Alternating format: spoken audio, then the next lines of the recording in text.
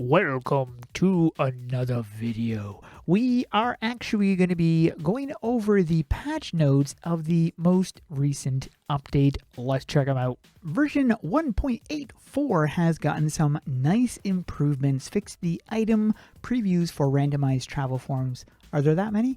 And then you have the improved targeting, especially in PvP, fixed several sound and music issues, which is nice. Current health now increases immediately when max health is increased. NPCs no longer have critical hit rating in PvP maps. Players no longer evade NPC spells in PvP, and corrected PvP stats for when they weren't being tracked properly. The combat improvements are as follows. Now they're doing passes to improve the combat, make it feel more exciting, make it feel better. And so some of the changes that they've had, this is the first round they're going through, which is changing some of these things. So there are some buffs as well as some nerfs. Rogue is the first one. In general, they wanted to add a bit more mobility and or CC to a few melee classes. This is the first attempt. And this is the Venom Dance, which now dashes to the target and briefly stuns them. The power has been reduced from 200 to 175. Let's see what this does. Okay, so I got my Venom Dance ready to go. That's my target way over there. Let's see what this does. Whoa, did you see that jump? Oh, that was awesome. For Guardian, the Dragon's Breath should be more easier to hit targets with, and the Guardian Summon should have a bigger impact when well timed. So you've got the Dragon's Breath, which had its width increased.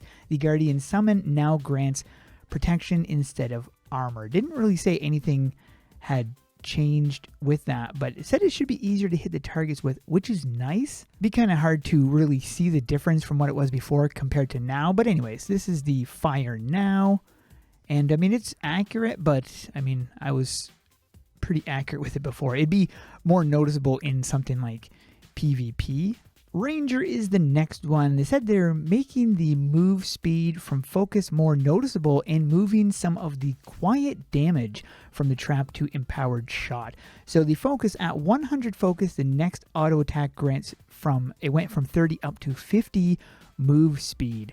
That is actually really cool. And then you have the empowered shot. So this is going from 110 up to 160. Very nice. And the Bloodthorn removed poison but bumped up the power. So we're going to get the focus up to 100. And then we're going to be noticing an increase, or we should be noticing. Oh, absolutely, you noticed that. Dragon Slayer. They said this should add some utility to Dragon Slayer and make Shatter Scale more useful. So you've got the empowered Shatter Scale, which is now a critical hit guaranteed, and it applies armor break instead of ignoring defense. So we get a critical hit incoming. There we go. Critical hit, guaranteed critical hit. That's actually pretty neat. I like that it's a guaranteed critical hit. What I don't like is the fact that it has replaced our thing. We're going to have to test something out here, because what about the Ragnar? Like, that was the only way you could kill him was with Dragon Slayer. Pirate is the next one. We're attempting to reduce some of the randomness of Pirate. I don't like that. Since these changes should make it more consistent, we're leveling the damage out. So this has definitely been nerfed. The final bullet always refreshes bullet storm's cooldown. Okay, well, that's nice. I like that. The bullet storm, your final bullet always triggers flak shot. Oh, that's pretty neat too. And then you have so this has been reduced. Flak shot has been reduced sufficiently. You've got the snare, which is now applied immediately instead of having that small delay. And then the charge time has been reduced. But I'm not sure how I feel about that. I always kind of liked the fact, I mean, there still is an RNG, because they're just basically reducing the chance of it. Once you get down, it really makes you want to get down to the final bullet, though, which is kind of Matt. Monglomancer is the last one, and they said it was difficult to see the value of Moglin Reach and Zorbac's Bane, so we're changing them. Moglin Reach is now Moglin Zeal, which is the passive, now briefly increases the attack speed after casting a Moglin spell. That is very interesting. Zorbak's Bane critical chance has gone from 35 up to 100, and the duration has been reduced. That is really interesting. Moglin Punt reduced a global cooldown after finishing the cast.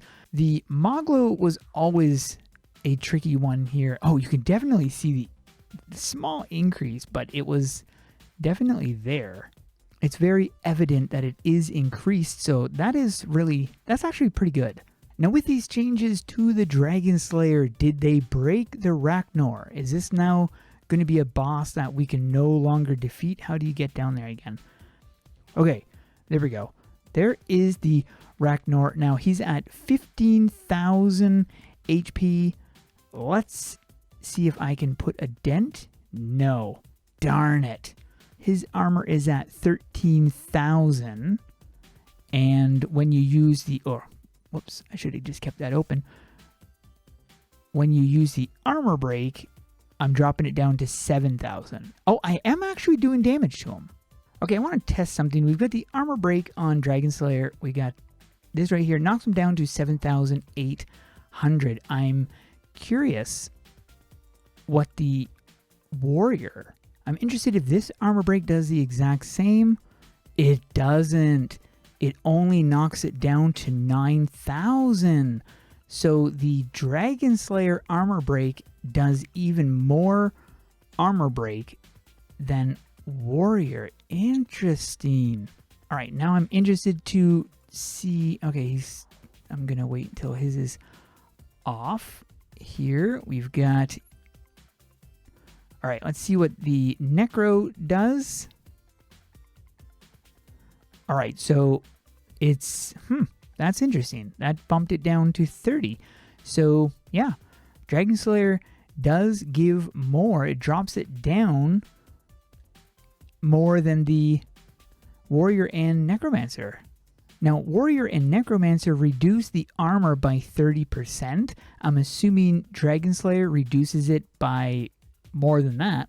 I'll do a few sets of the day since I won't be doing one tomorrow, so this is one of the sets of the day. Very nice setup. Here's a Pirate Ninja themed one.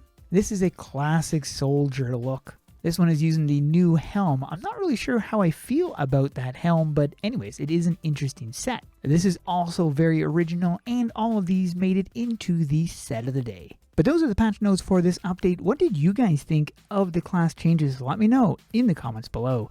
That is it for this video. Hope you guys enjoyed. Thanks for watching. Keep those swords swinging.